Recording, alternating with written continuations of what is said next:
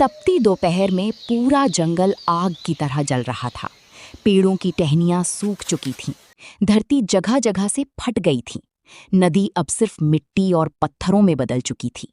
जंगल के जानवर प्यास से तड़प रहे थे। कई छोटे जानवर कमजोरी से जमीन पर बैठे थे। चारों तरफ सिर्फ गर्म हवा और डर का माहौल था। सूखे तालाब के पास कुछ जानवर कांपते हुए खड़े थे। तालाब में बस थोड़ा सा पानी बचा था। तभी झाड़ियों के पीछे से सूखे पत्तों की आवाज आई, चर चर। सभी जानवर डरकर पीछे हट गए। अचानक अंधेरे के बीच दो लाल आंखें चमक उठीं। हाऊ! डरावनी आवाज पूरे जंगल में गूंज उठी। धीरे धीरे झाड़ियों से एक विशाल काला भेड़िया बाहर आया। उसके लंबे दांत चमक रहे थे। उसकी आंखें जलते अंगारों जैसी लग रही थीं। ये फिर आ गया। अब ये हमें पानी नहीं लेने देगा। हमारे बच्चे प्यासे मर जाएंगे।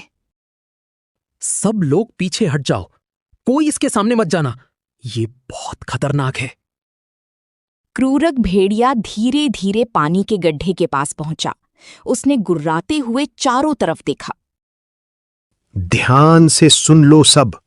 अब इस जंगल का पानी सिर्फ उसी को मिलेगा जो मेरी गुलामी करेगा। सभी जानवर डरकर एक दूसरे को देखने लगे। इतनी गर्मी में अगर पानी नहीं मिला तो हम ज्यादा देर तक जिंदा नहीं रह पाएंगे। हमें कुछ करना होगा। क्रूरक भेड़िया जोर जोर से हंसने लगा। तुम लोग कुछ नहीं कर सकते। अब पूरा जंगल मेरे डर से चलेगा और मैं ही यहां का असली राजा हूं। इतना कहकर उसने अपने पंजे से पानी के गड्ढे को ढक लिया। सभी जानवरों के चेहरे उतर गए। ऊपर पेड़ की टहनी पर बैठी झिलमिल बंदरिया सब देख रही थी। उसकी आंखों में गुस्सा साफ दिखाई दे रहा था।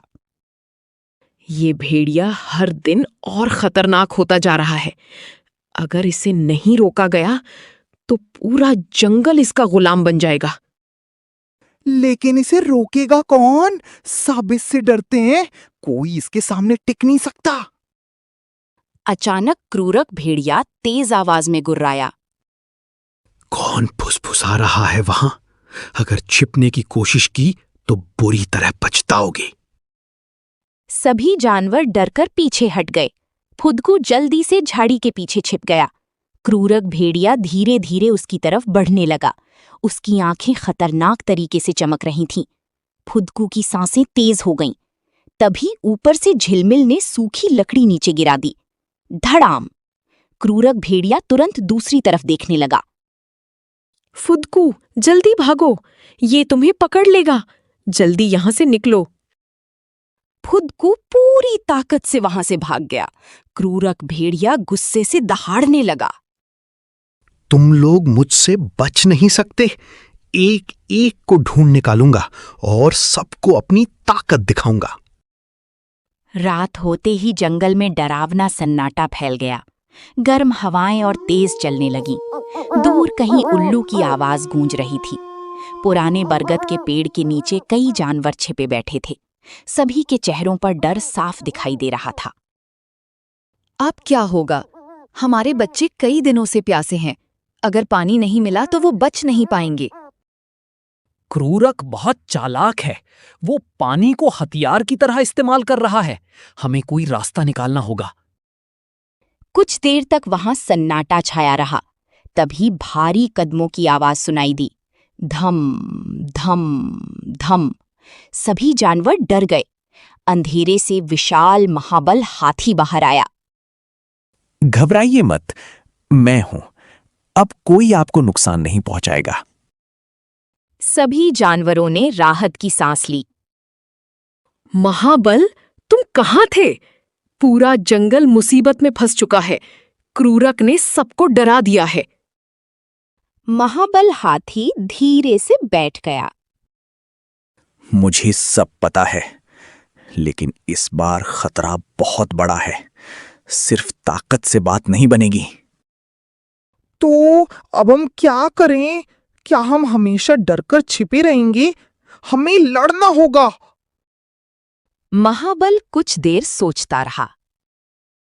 हम लड़ सकते हैं, लेकिन हमें अपने असली राजा की जरूरत होगी।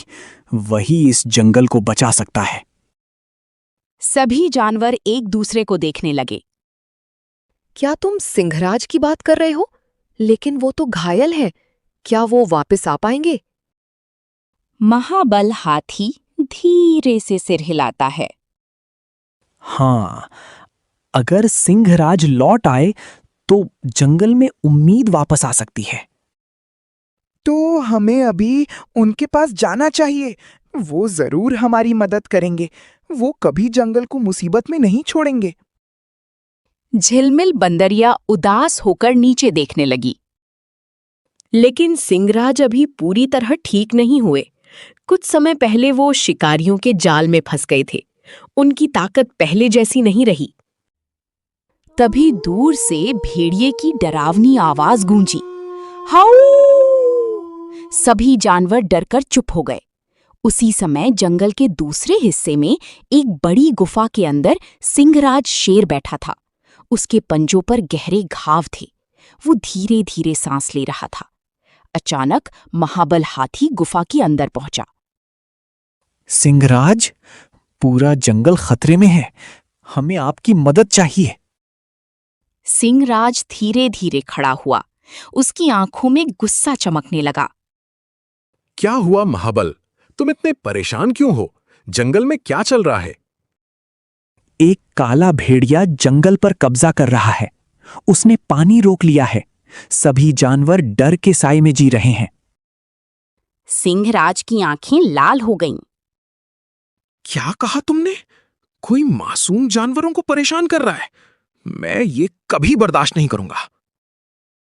सबको आपकी जरूरत है। अगर जल्दी कुछ नहीं हुआ तो पूरा जंगल खत्म हो जाएगा।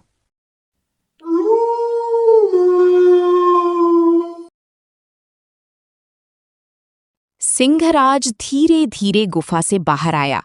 तपती धूप उसके चेहरे पर पड़ रही थी। उसने पूरे जंगल की तरफ देखा। जब तक मैं जिंदा हूं, कोई इस जंगल पर कब्जा नहीं कर सकता। अब डर खत्म होगा। फिर उसने आसमान की तरफ देखकर जोरदार दहाड़ लगाई। घुर्रा! पूरा जंगल उसकी आवाज से गूंज उठा। पेड़ों पर बैठे पक्षी उड़ गए। जानवरों के चेहरों पर उम्मीद लौट आई। ये सिंहराज की आवाज है। वो वापस आ गए। अब शायद हम बच सकते हैं। सभी जानवर खुशी से एक दूसरे को देखने लगे। लेकिन उसी समय सूखे तालाब के पास बैठा क्रूरक भेड़िया भी वो दहाड़ सुन चुका था। उसकी आंखें सिकुड़ गईं।